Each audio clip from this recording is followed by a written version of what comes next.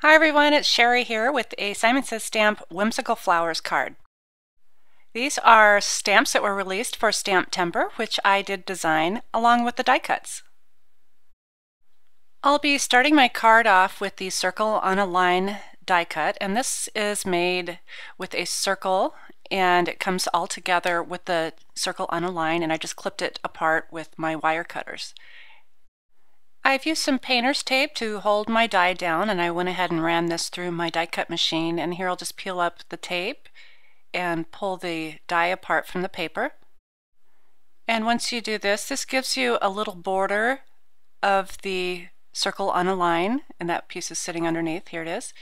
And now I can go ahead and trim my page here, and it'll give me 3 pieces to work with.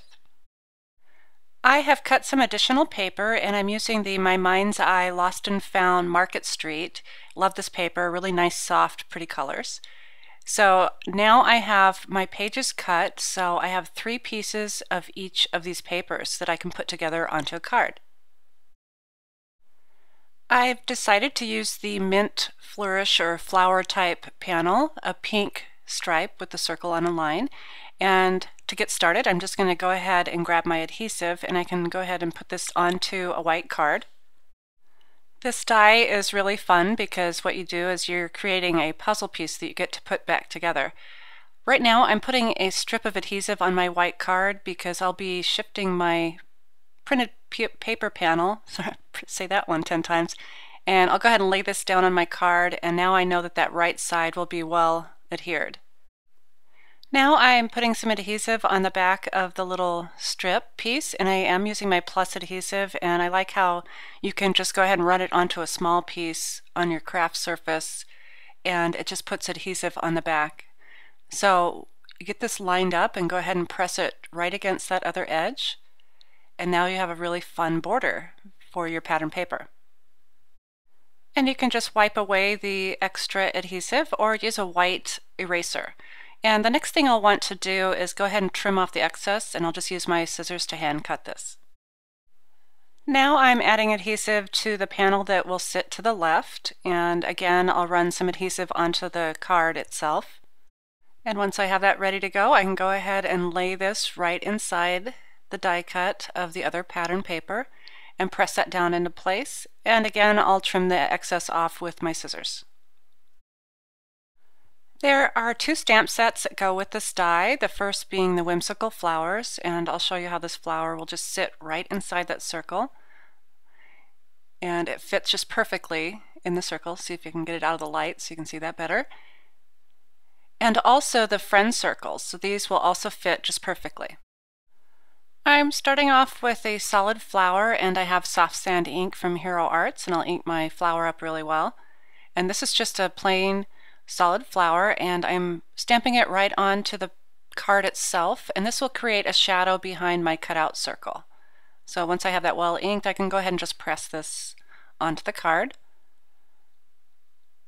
and voila! I'm going for a shabby chic look, so I'll be using the Cup of Joe mid-tone ink from Hero Arts and the outline flower. And for this flower, I'll be stamping it onto some pattern paper. I really like to stamp an outline stamp onto pattern paper, so again I'll ink that up really well. And I'll go ahead and align this to where I have dots that will be kind of evenly dispersed throughout the flower. And I'll show you quickly up close so you can see how that looks. The next thing I want to do is to go ahead and stamp my flower center. It's a little solid dot, and also a couple leaves. So I'll tap my Cup of Joe ink pad a couple times on those. Once I have that ready, I can go ahead and stamp this onto a script type paper. Give that a good press. And once I release that, I can show you how that looks up close. I have cut out my flowers and leaves, and I've also used a circle punch to cut out additional paper, and that's a 3/4 inch circle punch. And I've used a 1/2 inch circle punch for that flower center. There are die cuts available for the Whimsical Flower, but I went ahead and hand trimmed mine because I don't have them yet. They're hot off the press. I'm going to do a little distressing on my flower and my leaves, and here I have the sponge dauber so I can get into really small corners, and I'm using walnut stain ink, so I'm just applying just a little bit of color just to the edges of the flower.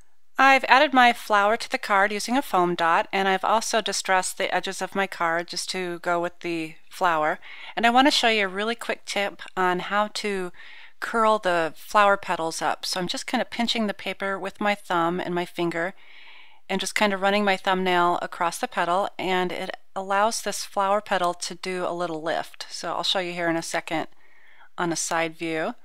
So just run your thumbnail over the flower petal, and so now it sits up a little bit. Kind of cute. And the next step is to do a little assembly. So I'll just go ahead and pop up some of my pieces. Next, I'll be adding a greeting to the front of my card, and I've chosen My Friend, which is also in the Whimsical Flowers set.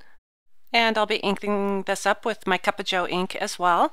And it is a really fine lettered font, so I'm going to go ahead and ink it up and stamp it on scrap paper a couple times. I do this a lot when I'm using a new stamp, just to make sure the ink gets into that polymer. There's nothing worse than getting this far on a card and having your message not stamped right. So I always try to make sure that I have it right before I go and put it on the permanent card. So I'm going to go ahead and pull this in closer to me so I can make sure that I get this really well inked. I also look for little fuzzy pieces. Sometimes your ink pad will transfer a fuzzy piece on, so I make sure that I have that all cleaned up. So once I'm ready, I can go ahead and just press my message in, and voila, I have it on my card. To balance things, I added a little flag die cut in the lower right and also scattered in a few pearls. I hope you've enjoyed my tutorial on using the Whimsical Flowers for Simon Says Stamp STAMPtember. Thanks for watching.